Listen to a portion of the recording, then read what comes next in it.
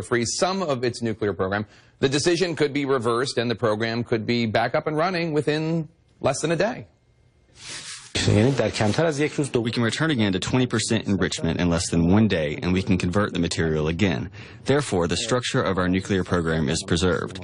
Whenever we feel the other side is not following through with its commitments, whenever we feel there are other motives involved, whenever they say they are under pressure from Congress or something else, they take action against their commitments. Say put in place new sanctions, we will immediately revert to the current status quo. Now, the timing of the release of this interview couldn't be worse for the White House as it tries to persuade members of Congress not to pass new sanctions against Iran. The president met with Democratic senators yesterday, insisting new sanctions would only mess up negotiations to get Iran to back off its nuclear ambitions. So what impact, if any, could this have on the pending deal and Congress's next move? Let's bring in the man who broke this story. Josh Rogin is a senior correspondent for national security and politics at the Daily Beast. Josh, thanks for being here. A 6-month interim agreement supposed to take effect on Monday. Could that be in jeopardy at all with this statement about, he seems to be poo-pooing the whole thing. We could just go back to normal within a day. Right. So the details of this agreement are still secret. My sources say that the Obama administration has decided to give it to Congress, but not to the American people. So the bits that we do know are coming from the Iranian side and from statements like these. So what we are hearing from Iranian officials is that this agreement is very fragile, and that if Congress were to move forward with sanctions, that could blow up the deal, and that they could return to their enrichment activities as they were so quickly. That's going to make it difficult for the White House to sell this deal as a good deal to Democrats who they hope to keep in line. Earlier this week, the same negotiator claimed that there was a secret side deal that would allow the Iranians to continue enriching uranium for a few months. The White House responded to that by basically saying he was playing to a domestic audience. Here's what Jay Carney had to say.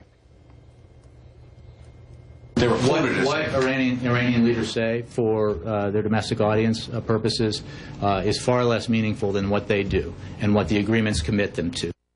Now, the White House response to your story, they have not had an official response, but the basic idea that I've gotten is, you know, this deal is a big deal no matter what anybody says, and probably more in line with what Carney said to this other thing. Right. So the Iranians are going to have to sell this, or at least explain this to their domestic audiences, and that's what they're trying to do. And it's not an easy sell for them, but the Obama administration is going to have to do the same thing with their domestic audiences. This is going to play out over the next 6 months. It's going to be a hard fight in Congress. That fight is not over. They've been pretty good at keeping Democrats, or a majority of Democrats, on their side. But without a lot more information and without some more details that are going to contradict what very well could be exaggerated claims by the Iranians, Democrats are going to have a hard time defending their staying with the administration on this issue. And the big tension here is the United States is releasing some sanctions. Billions of dollars will be made available to the Iranians in stages, not all at once.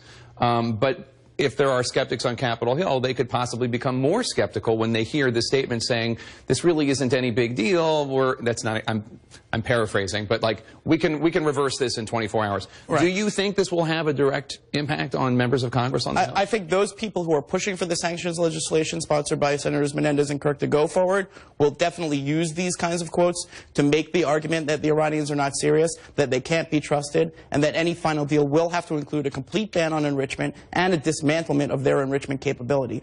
Those who defend the administration's position will say that this is just bluster, and that those details will all be worked out within 6 months if and when a final deal is reached. Very quickly, as long as I have you here, Republicans in the Senate Intelligence Committee report on Benghazi singled out Secretary of State Hillary Clinton very specifically. The overall report did not, although it was very tough on the State Department not meeting requests for security, but the Republicans did.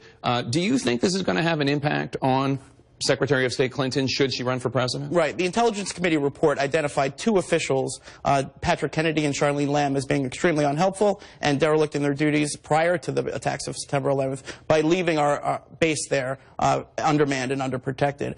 Hillary Clinton has said that this happened on her watch, so she's ultimately responsible. So it's not an issue of her direct actions, it's an issue of her management of the State Department and the environment that she created regarding diplomatic security when she was there. You can be 100% sure that this will continue to be an issue pushed by Republicans well through 2016. All right, Josh Rogin of the Daily Beast, thank you so much for your time. We appreciate it.